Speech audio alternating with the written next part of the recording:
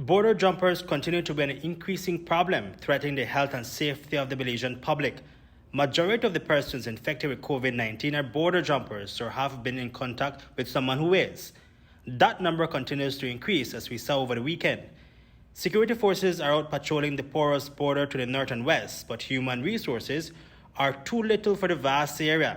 The officers are spread far too thin to cover the illegal border crossing at Santa Cruz, San Victor and Douglas Village. We know that it is a very, very tall order because of the fact that there are several blind spots and the area is extremely huge for the officers to cover. Is it that your officers have been given an impossible task? It is not impossible. These officers are out here, they're giving it their best. And they have achieved a lot in terms of the amount of persons that we have apprehended. But the Prime Minister, Dean Barrow, says that these officers need to do more. PM Barrow on Wednesday said that law enforcement officers have failed in successfully securing the porous border. I don't want to be pointing fingers, but in terms of that enforcement about not only is it that our officials are not succeeding, perhaps that is, in any event at all, because our people are intent on breaking the laws, or people are intent on going across to Mexico and Guatemala by way of these illegal crossings. The fact that we have apprehended a number of them speaks for itself. No matter what we do, you see President Trump try to put up 40-foot wall and this sort of things to prevent illegal immigrants from going to the US, and they still find a way in. People always find a way to do things that is illegal.